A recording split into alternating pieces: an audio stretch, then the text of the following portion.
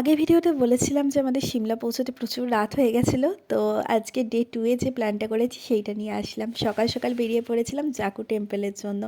জাকু টেম্পলে যে বজরংবলীর মূর্তিটা রয়েছে সেটা সব জায়গা থেকেই দেখা যায়। এইটা হলো গ্রিন ভ্যালি ভিউ পয়েন্টের ছবি। তারপর গেছিলাম কুফরিতে, যেখানে শুরু হয়েছিল স্নোফল। এটা একটা আলাদাই অনুভূতি, মানে ভাগ্যের ব্যাপার খুব।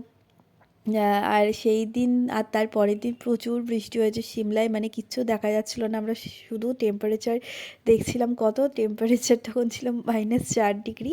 আর মানে দেখছিলাম যে শুধু বৃষ্টি দুদিন ধরে। তো মনটা খুব খারাপ হয়ে গেছিলো। যতই স্নোফল পাই তাও যেন রোদ না উঠলে সৌন্দর্যটাই বোঝা যায় না। তো চারিদিকে প্রচুর বরফ পড়েছিল কুফরিতে, এত আনন্দ হচ্ছিল দেখে। আর এবারে আমি ভিডিও একটু কমই করেছি, কারণ আমি ভেবেছিলাম যে পুরো সৌন্দর্যটা দেখবো, কারণ ভিডিও করলে সৌন্দর্যটা সেইভাবে দেখা হয়ে ওঠে না, সেই কারণে। তো কুফরি, গ্রিন ভ্যালি ভিউ পয়েন্ট আর জাকো টেম্পল এই কটা দেখতে দেখতে অনেকটা বেলা হয়ে গেছিলো। আমরা হোটেলে এসেছিলাম তখন বাজে বিকেল 4টে। আর আমার আনন্দ তো দেখতেই পাচ্ছ, সবাইকে ভিডিও কল করে করে দেখাচ্ছি। আমি এত আনন্দ পেয়েছিলাম স্নোফল দেখে, কিন্তু গ্লাভস না নিয়ে যাওয়ার জন্য আমার হাতে লিটারেলি যন্ত্রণা শুরু হয়ে গেছিলো। মানে হাত আমার নড়ানোর ক্ষমতা ছিল না, এমন অবস্থা খারাপ হয়ে গেছিলো, পুরো লাল হয়ে গেছিলো হাত।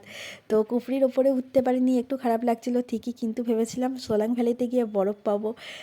তো সত্যি সেটাই হয়েছে। কিছু ছবি তুলেছিলাম, সেগুলোও দিয়েছি। তারপরে সন্ধেবেলা গিয়েছিলাম সিমলা মল রোডে। এইটা যেন পুরো সিনেমার মতো সাজানো, এত সুন্দর মল রোডটা। তো এখানেও আমি আমাদের কিছু ছবি আপলোড করে দিলাম, কারণ আমি আগেই বললাম যে ভিডিও আমি খুব একটা করিনি, তাও কিছু কিছু করেছি। যেহেতু আমরা গিয়েছিলাম 25শে ডিসেম্বর, মানে 25শে ডিসেম্বর ট্রেন ছিল, আমরা 26 তারিখ সিমলায় পৌঁছেছি, আর মল রোডে গিয়েছি 27শে ডিসেম্বর। তাই সেখানে মানে অ্যাম্বিয়েন্সটা অসাধারণ ছিল চারিদিকে। আর তখন মানে কি বলবো, খুব সুন্দর সাজানো গোছানো। আর গিয়ে খেলাম হচ্ছে এই মটকা চা। মটকা চাটা আমার কিন্তু খুব একটা ভালো লাগেনি।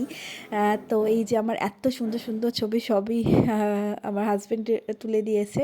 তো এরপর আমরা ছিলাম হচ্ছে সিমলা কালীবাড়িতে। আর রাতে যে এত হাওয়া দিচ্ছিল আর এত বৃষ্টি হয়েছে, সেই আওয়াজ শুনতেই পাচ্ছ। আর সিমলা কালীবাড়িটা সত্যিই অসাধারণ। এখানে আগে থেকে মেল করে বুকিং করে রাখতে হয়, না হলে কিন্তু পাওয়া যায় না। আর এইটা হলো মল রোড থেকে কালীবাড়ির ছবি। তো আজকের ভিডিওটা এইটুকুনি।